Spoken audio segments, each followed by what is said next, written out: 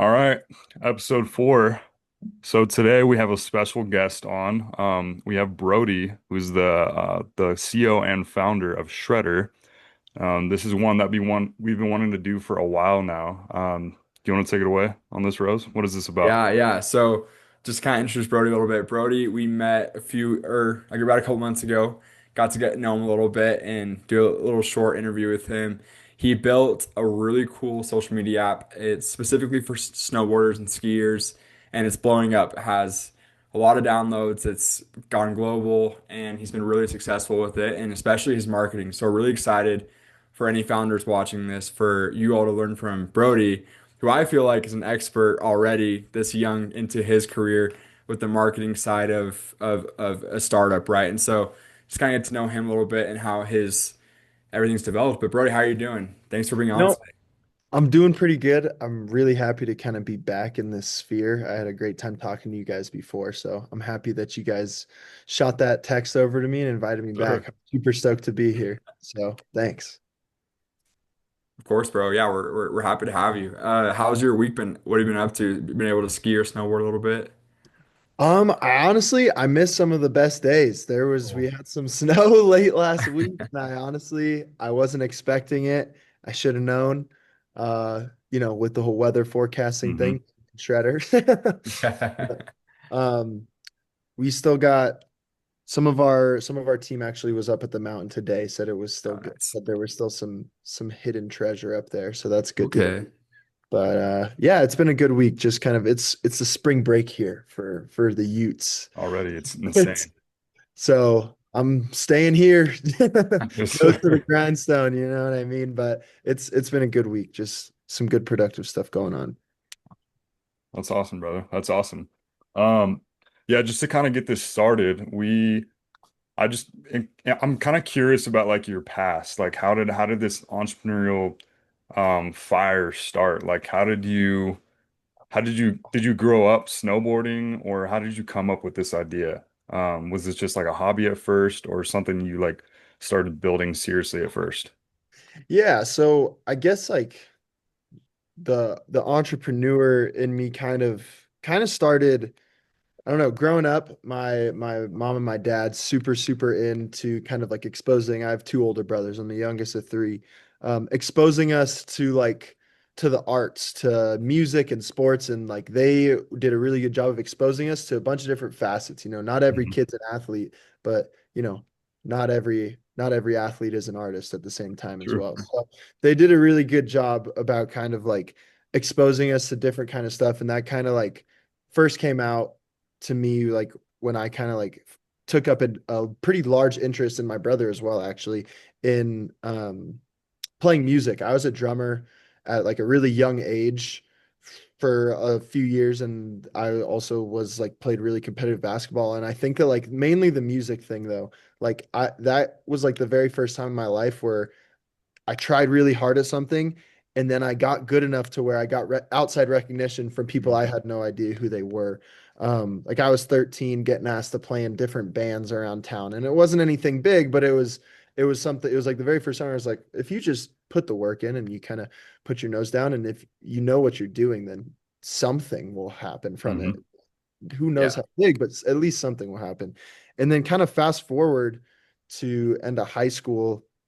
I had since quit music and everything, but the University of Utah rep came to my high school and totally sold me on the business school. I already wanted to go here, but she came in, she talked to me, and she totally got me with the entrepreneurship stuff and like all the stuff. Like she did her job very well. So I'm here and went through all the preliminary classes through the business school, and I can't say enough good things about the Utah, like the SFEB program, like just like all those different majors. They do a really good job here at the U with the business school.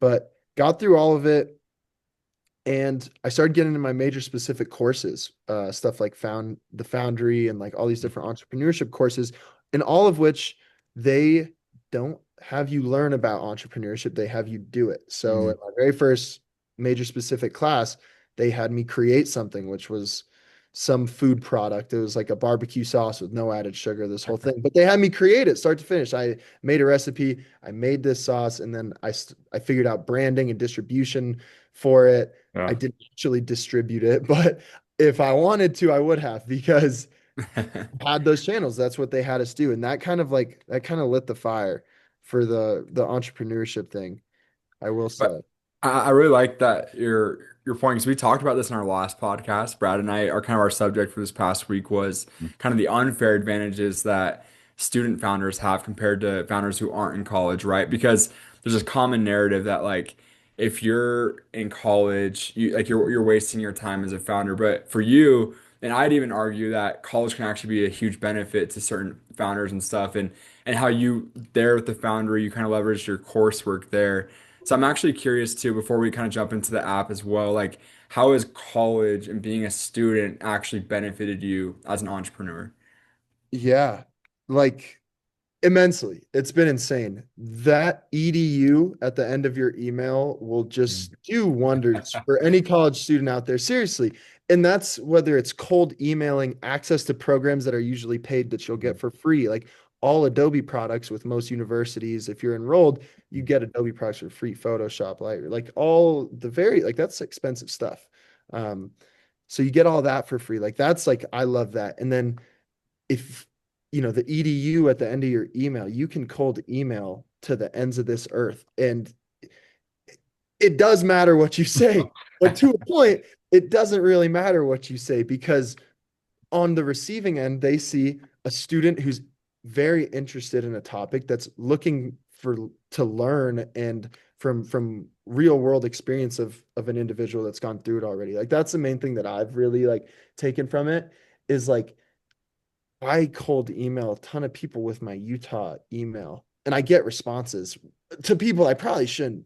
They shouldn't waste their time talking to me, but I'm gonna try and leverage that because I am Mhm. curious. I'm not just giving the facade of curiosity. I'm extremely curious about people who are far more successful than me or have gone through the exact same things that I've done before. And I guess kind of the last thing I'll say on that is like just if you just apply yourself in whatever it is, you kind of find what you like. People will know what they like. There's majors for it all out there. Find what you like and then apply yourself to Mhm. it. Don't just go through the motions because if you apply yourself, you'll get to know professors, you'll get to know different administration like forces and factors within the university or school that you're going to. And if you apply yourself, they'll stick your neck out for you when that you don't even know they're talking about you. Like it really does just put in the effort, just put in the hours and the work and the curiosity, and you will get really good stuff out of it. Like that's like the main thing that I've learned, just like all around. Like I have no idea how to use Photoshop, but I get it for free, so I might as well try it a Exactly. little. So that's kind of like how I've been positioning my forward thinking power. That's awesome. That's awesome. No, I really do like the way you think. I have a very similar thought to that. Like, why wouldn't you use the free resources you do have? That's one Yeah. thing we were talking about last week is that if you have all these resources like a club or after hours you could talk to a professor or even things like Photoshop, you don't even need like know how to use it. You should be utilizing those tools to get however far ahead as like as much as you want. And people don't know to use that or know like they should be doing that until they graduate and then they're like, okay, I wish I did that in that process before. But I wanted to know a little bit more about the actual app. Like what would you say was the hardest part of actually scaling and building the app? The hardest part of scaling and building Shredder is probably it's almost I would say that it's building in real time. Like as a Hmm. startup, you kind of have two different um there's a fork in the road. You get to a point and there's a fork in the road, and it's either you kind of build in silence or you build with relative silence, and then you polish it and put it out, and it's very good and it works all the time, and it works exactly how you thought it would, and how it should, because you're the person that created it and made it. And then the other side of the coin is kind of you have an idea and you really rush super fast to get it out, and then it kind of crashes and burns and blows up in your face. But then you learn a ton from it, from Hmm. users, those early adopters that are willing to pay for something that doesn't always work. You know what I mean? But like we've kind of gotten past that crashing and burning point. The first few months were definitely there because we thought we had assumptions about what skiers and snowboarders wanted. They just wanted people to go up to the mountain with, and that's it. And maybe we had a carpooling feature. It turns out we were completely wrong in that. Hmm. We got the user feedback. They say, well, if I'm messaging them, I can coordinate carpool already. I don't need this full other confusing thing with payment instructions and splitting gas bills and stuff. We just want to see weather and cams, resort snow forecasts and cameras. We're like, okay, that's way easier than carpooling, and we can totally do that. Like, so the thing for us that we chose, the hardest part was like kind of dealing mentally with the building fast and crashing and burning because people aren't that nice. There's a lot of nice people out there, but you know, when something when people expect a product to work in a certain way and then it doesn't perform in that way, even if they're aware that it's in some of its earliest stages, they're not very nice. And that's fine. It's never been like a mental battle, but it's just like kind of like it's taking the volume out of the yelling is kind of how I say it. Like when somebody's yelling, they're very passionate about something. You need to take the volume out of it. You need to listen to what they're saying. You can't listen to the anger and the hate because genuinely what that comment or that review is saying is probably something super valuable.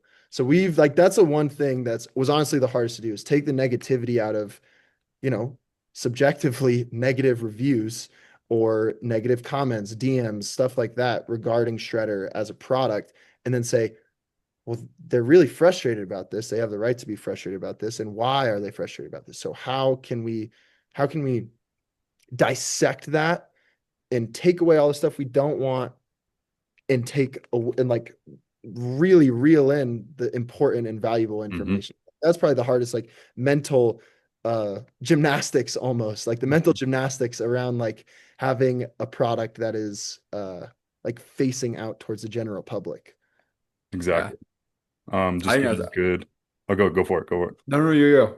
I was just gonna say, like that user feedback is a really good aspect of building. I know Tina, because I had founder as well. Tina would Tina's always awesome. talk about Reed Hoffman. Yes.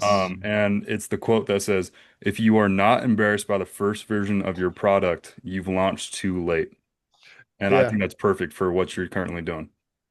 That's the main thing that we built off of is Reed Hoffman, but Tina introducing Hmm. us to Reed Yeah, Hoffman, exactly. introducing me to Reed Hoffman. Because I took her class and it totally rewired Hmm.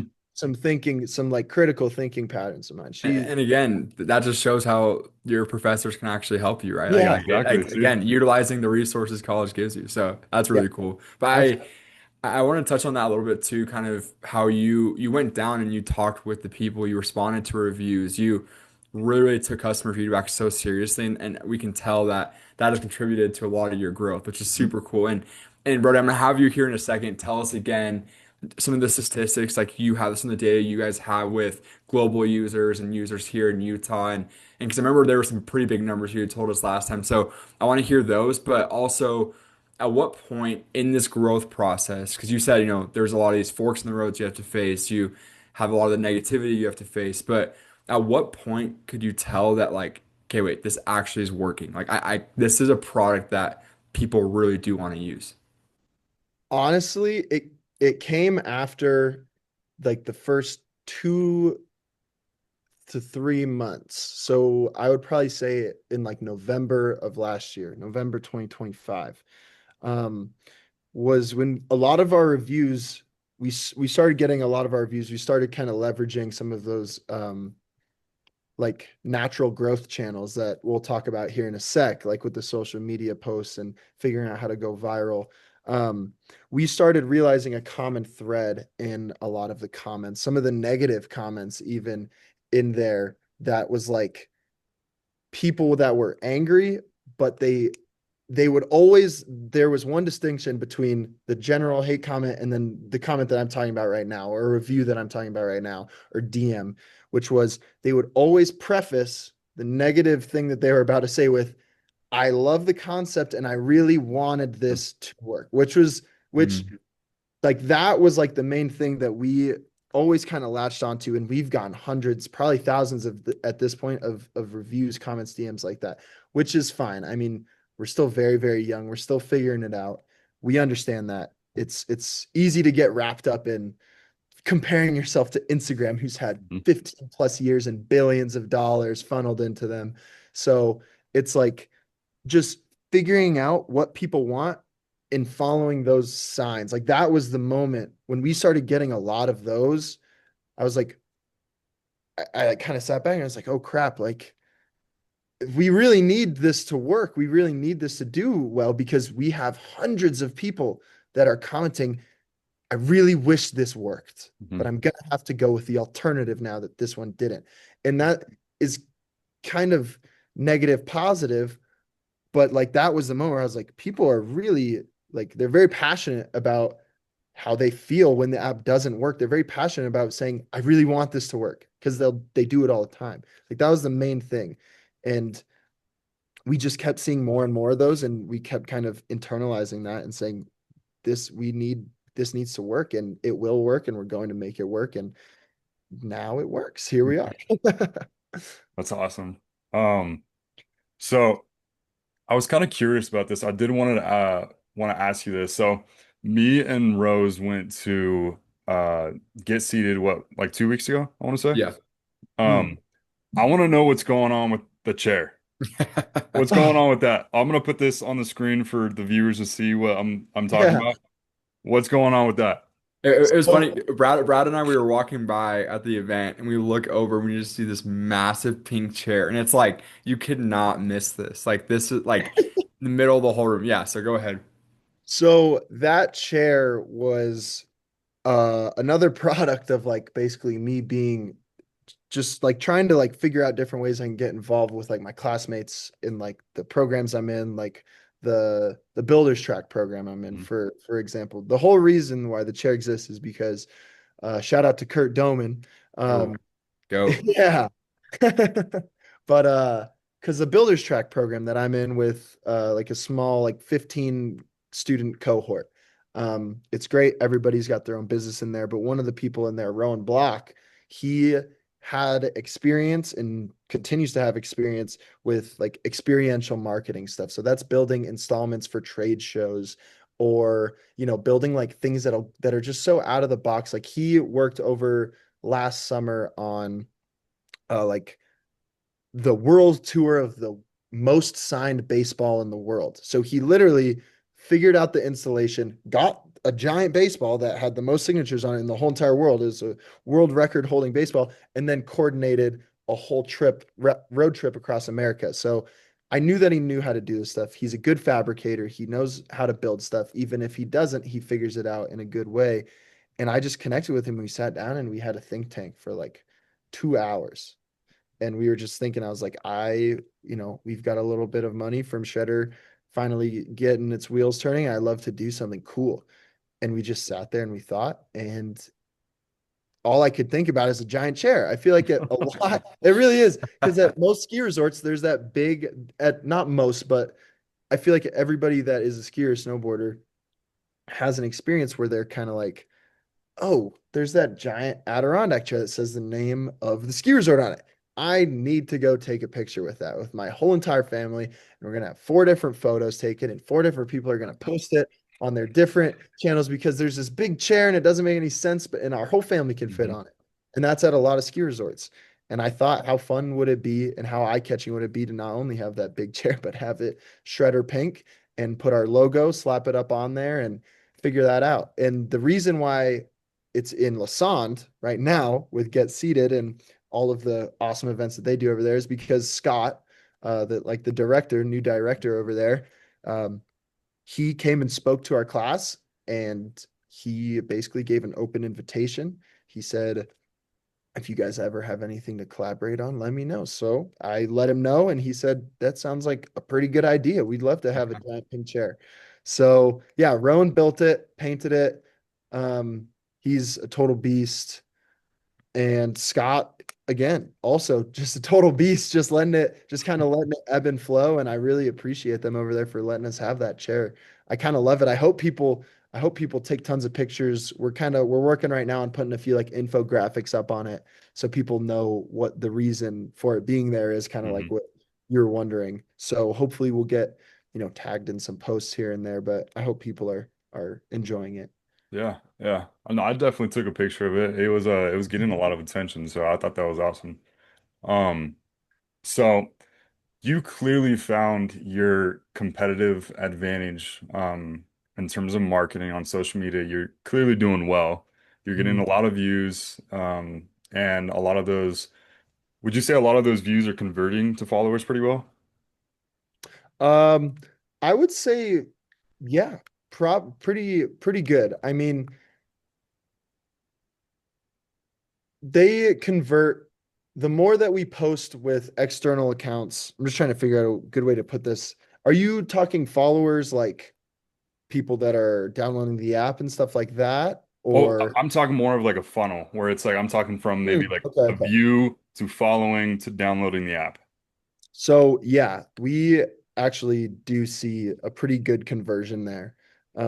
At least the people that check it out. Hmm. You can't, since a lot of our social media posting in UGC that we do is actually organic. It's non-paid, like to the provider. Like we don't pay Meta, we don't pay TikTok to push our content out. It just organically is able to hit those growth metrics.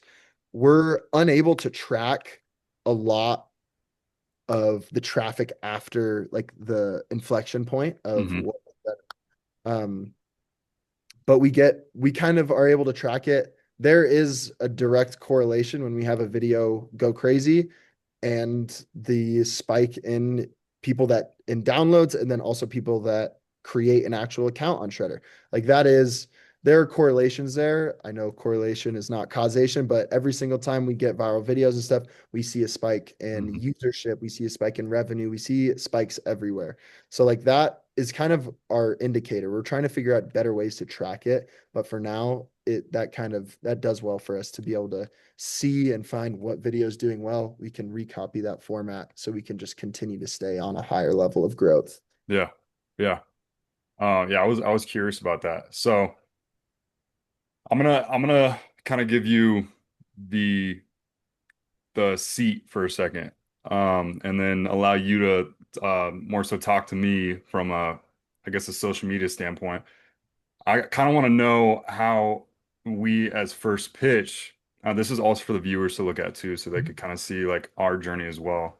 But how do you think as first pitch we could find our competitive advantage and kind of provide better content and, raking those views and find our, I guess, viral focal point? I would say for first pitch, so the thing about it, like the thing that we teach all of our creators is like just study and interact. The algorithm, you get in from the algorithm what you get out. I'm not going to start talking about you need to post at 3 a.m. and like all this crazy stuff. It's fairly simple. The media and content that you ingest from the account that you're posting from that you want to go pretty viral, it's got to be there needs to be a one-to-one ratio almost Hmm. of the content that you're ingesting through that account and then the content that you're also posting. Because if I'm taking in a bunch of cars content, like, supercar content, car meet, car rally stuff, like all this kind of like crazy stuff, like it's a huge culture on social media. And Hmm. then I'm posting about, I'm doing toy reviews for, the 3 to 7 year old range on my page and it's super high quality, it doesn't match up. Like that's Hmm. the one thing. It's like there needs to be some sort of warm up almost. Because like those are both highly viral angles. Hmm. People are making millions of dollars a month doing toy reviews and unbox, that like it is a real thing. And it's the same goes for the car community, but it's like if that doesn't match up, which it definitely doesn't, it's not gonna it's not going to send it out to the right people that you're wanting because it's saying this is what the owner of this account looks at quite often. Hmm. This is what he's posting. So we're going to push out what this person is posting to what the kind of, the kind of hashtags, like the common threads there. I mean, these are very, very smart systems that, again, have had millions, probably billions of dollars pumped into them to realize like to have its own brain and say, Hmm. this is what's going on, this is what we need to do. And the other one is pattern recognition. Um, if you find something that does better most of the time than the other content that you're posting, and this is also in conjunction with you always have to have a good hook, having visual hooks, Hmm. verbal hooks, all that kind of stuff. It is an attention market. You're going to have to get their attention somehow. Um, but if you find a good hook, if you find something that does better, markedly better than the rest of your content, you got to stick with it. Mhm. You should probably make a series out of whatever that is, figure out a way to make a series out of it, or just post the same exact template, just with different stuff. Um, like there's all sorts of people will tell you to start a series on something and you need a series because it's like recognition over and over and over again. Eventually people will start to see it, but it's simpler than that. Hmm. If something works, go for it. You Yeah, need to yeah. copy it. Like if it's not broke, then don't fix it. You need to squeeze the value out of those kinds of things. Like if you have a viral video, you better post a different format, different version of that like 40 different times over the next month or two because it went viral for a reason. It's a Hmm. good video. It's a good post. Like that's like real stuff. And also authenticity is always big. All right.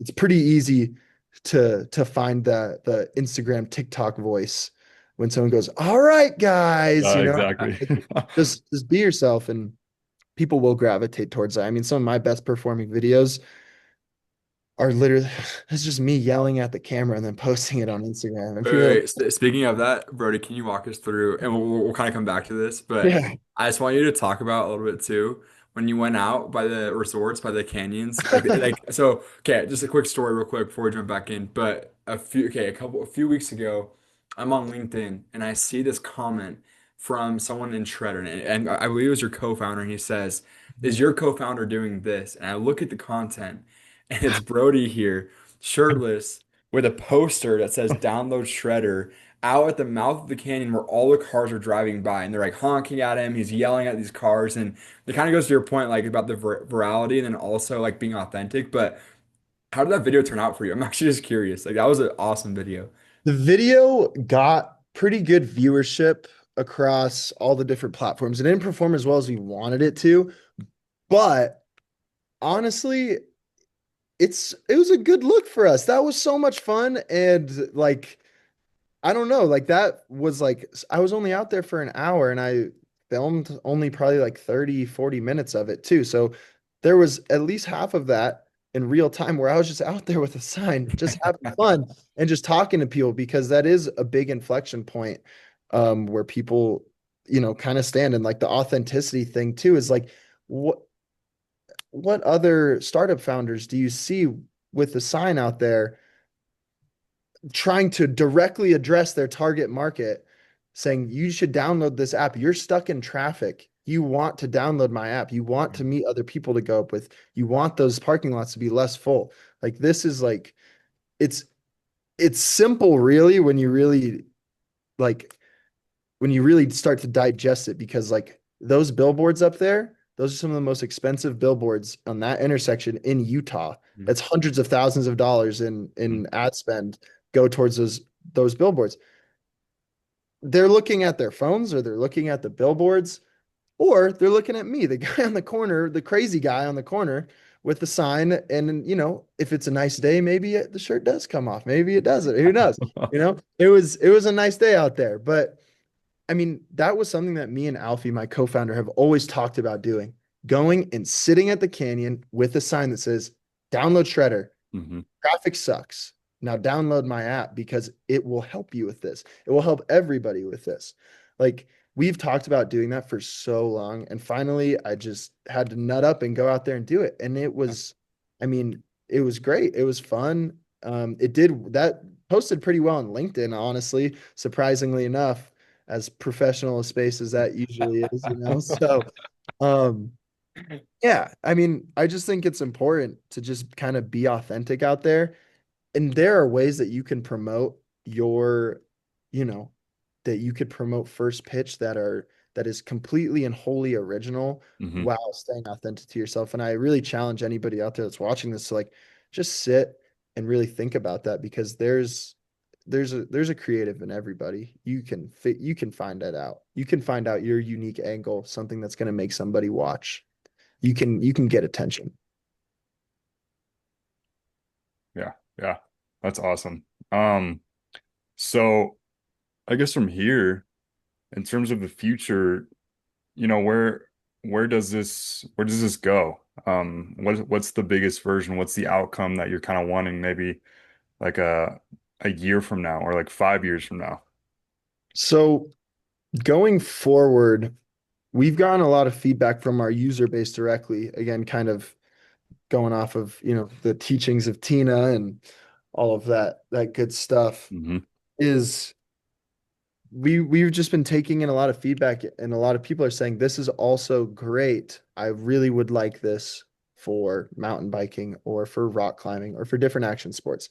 Yeah. Uh, and the realization we kind of came to along with market research and just kind of the history of different consumer apps that are in this space is that Strava started out with just cycling. They were a cycling app and they're still adding sports. And most people don't even know, there's a lot of really interesting, cool sports on there but people only know it for cycling and running. We kind of want to position ourselves as the Strava of action sports. Maybe first now starting with mountain biking. I think that's probably where we're going to be going next. Is it just makes the most sense for us. We can basically copy and paste Shredder and do it for mountain biking. A lot of ski resorts repurpose into mountain biking tracks in the summertime. We've gotten direct feedback that people would actually really want to use it like that. Um, and then way out in the future, it'd be really, really cool if we could develop or acquire a wearable hardware that is like for action sports. So the way that you'd have your Oura Ring or your Fitbit or your Apple Watch and it's tracking your heart rate and all this stuff. We maybe have a module that can attach to your snowboard, also on your bike, also on your skateboard, also, XYZ, the whole shebang. And you can get different specific focused data from the sport that you're interacting with. That's something that we've kind of like me and Alfie have talked about pretty often. It would be really cool if we were able to do that. I think it's entirely possible. And I don't know, we think that would be a really cool piece of added value that we could potentially provide for all action sports enjoyers. Like, I think that'd be awesome. Yeah, I think that's so sick, bro. Like we're super stoked for you. We can already see like how much you've been able to accomplish and you do it really well. You know, you market well, you actually produce your product, right? You give it to the consumer and then now you're looking forward and you're like kind of in these building stages and it's really cool to see like where you've come from, where you are now and where you're going. And so we're super stoked to keep supporting you, keeping by your side. Before we close out, Brody, if you don't mind, we always like to ask just if you could say in like 30 seconds, if you had one piece of advice I know you've given a lot of advice today, but if you had one piece of advice for a founder and entrepreneur watching right now that you really feel like has impacted you the most, like what would you say to one of those founders? I would say that if it touches you in the brain and in the heart, then you should probably, if you can't stop thinking about it, if there's an idea that you have that you just can't stop thinking about and nobody's done it yet and nobody will do it, you should do it because you should at least try and try valiantly. Give a valiant effort in trying. If you think you have a good idea, you're unable to stop thinking about it because if you don't, somebody dumber and less talented is going to come along and do it. Yeah. And then you're going to say, I had that idea. Mm. And it's a bit of a ferocious way to think about it, but I think that, people need to be the first, people need to be pioneers. And that if you have an idea, you should really just go all out for it. You really should. There's so many things that you'll learn. And I also want to kind of congratulate you were giving me all this praise. I also want to praise you guys. You guys are doing the thing. So congrats on that. It's really cool. You guys are going hard. It's Appreciate it, awesome. Appreciate bro. it, bro. Cool to Appreciate it. see. That means a lot. Rose, do you have any closing thoughts? No, I just want to say thank you all for watching. Brody, thanks for being here. Want to tell everybody go download Shredder right now. I don't care if you snowboard, ski, or if you don't do any of them. Just go download the app, go support Brody. They worked super hard with this, and there's so many cool features on the app. So just go enjoy it, go have fun with it, go download, go support. We're here for you, Brody, and I know you're here for us. And Yeah, of that's kind course. of like what First Pitch is, right? We're trying to build this network of founders and entrepreneurs supporting each other and being able to spotlight each other and highlight. And so, yeah, we're just grateful for you to be on. Yeah, I thanks a lot, agree. guys. This opportunity's been great. Yes, sir. Yes, sir. We're gonna put his socials down below. Go follow him on Instagram as well. And episode 4. Yes, Thank sir. you guys. Appreciate it.